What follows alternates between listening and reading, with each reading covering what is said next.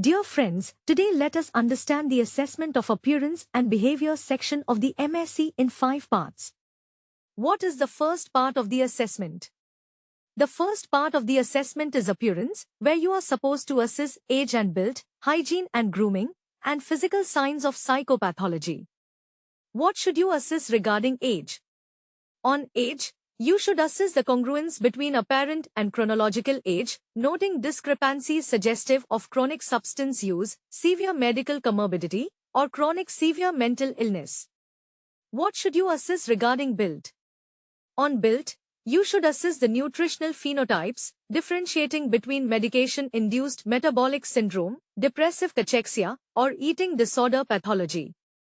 What is the next area of appearance to evaluate? The next area is hygiene and grooming, where you must systematically evaluate the status of hair, nails, and dentition.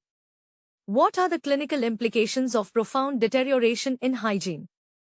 Profound deterioration often serves as an objective marker for the negative symptoms of chronic schizophrenia, severe melancholic depression, or advanced neurocognitive disorders, reflecting a severe decline in executive functioning and self-care capacity. What should you note regarding the patient's grooming and dress? You should analyze the appropriateness, meticulousness, and stylistic choices of the patient's attire. What those specific stylistic choices indicate? Hyper-colorful, layered, or eccentric clothing may indicate manic decompensation, while monochromatic, disheveled presentations often correlate with depressive episodes. What do idiosyncratic choices in dress suggest? Idiosyncratic choices, such as wearing sunglasses indoors or bizarre accessories, may suggest active psychotic processes or photophobia. What physical signs of psychopathology should you look for? You must actively look for somatic manifestations of psychiatric illness, including dermatological sequelae. What are some examples of these physical signs? Macerated or edematous hands are indicative of severe obsessive-compulsive washing rituals, localized alopecia points to trichotillomania, and excoriations suggest chronic skin picking or stimulant abuse. What is the second part of the assessment? The second part is behavioral observations, where you document how the patient interacts with the environment, specifically focusing on social graces, level of contact, and hallucinatory or compulsive behavior. How should you assess social graces?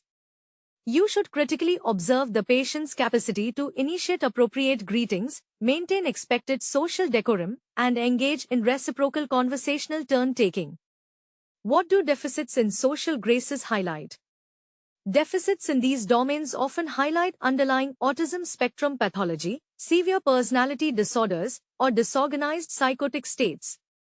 What does assessing the level of contact involve?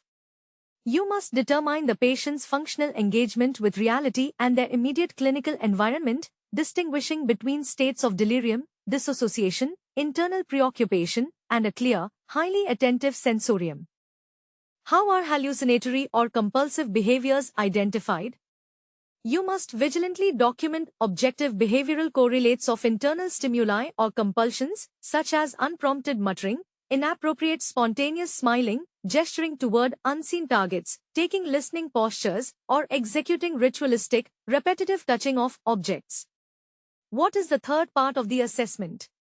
The third part focuses on attitude, cooperation, and rapport, including the evaluation of eye contact. How do you evaluate attitude? You describe the patient's overarching relational stance and behavioral disposition toward the examiner and the interview process itself, utilizing specific clinical descriptors such as cooperative, evasive, guarded, hostile, querulous, or seductive. How is rapport assessed?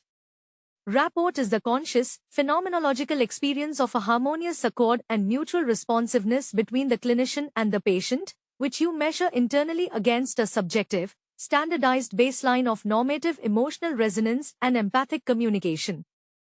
What should you note regarding eye contact? You must characterize the quality, intensity, and duration of eye contact. What those specific variations in eye contact indicate? Avoidant or fleeting gaze correlates with acute anxiety or social phobia. A persistently downward gaze correlates with melancholic depression or profound shame.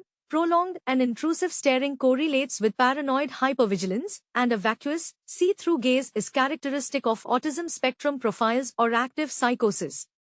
What is the fourth part of the assessment? The fourth part is psychomotor behavior, a high-yield diagnostic area where you evaluate gait, posture, and overall activity level. What specific gaits should you identify? You must identify specific abnormalities such as the hyper-energetic military gait of mania, the bizarre and inconsistent astasia-abasia of functional neurological symptom disorder, or the fascinating, shuffling gait indicative of Parkinsonism or neuroleptic-induced extrapyramidal symptoms. What observations should be made regarding posture? You must evaluate resting muscle tone, positioning, and kinetic energy, noting the gravitationally heavy, stooped posture characteristic of severe major depressive episodes, or the spontaneous maintenance of rigid, anti-gravity, or anatomically awkward positions diagnostic of catatonia. How do you categorize the activity level? You categorize it into psychomotor retardation, agitation, or hyperactivity. What defines these different activity levels?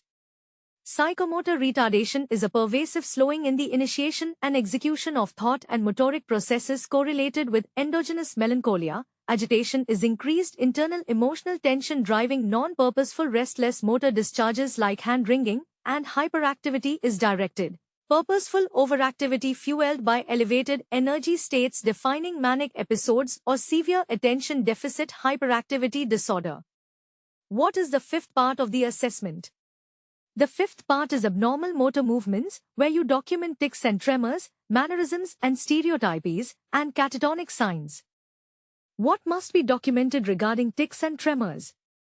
You must document the exact anatomical location, amplitude, frequency, and situational exacerbation, differentiating between essential tremors, resting tremors of basal ganglia pathology, lithium-induced postural tremors, and complex motor tics.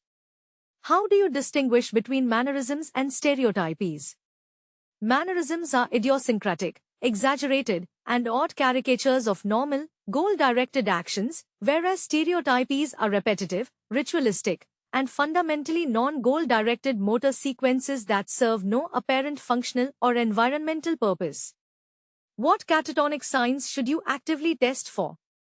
You must test for negativism, which is an unmotivated, automatic physical opposition to any passive movement, waxy-flexibility, characterized by initial resistance before yielding to repositioning, and automatic obedience, where the patient exhibits exaggerated, robotic cooperation with examiner requests despite explicit instructions to the contrary.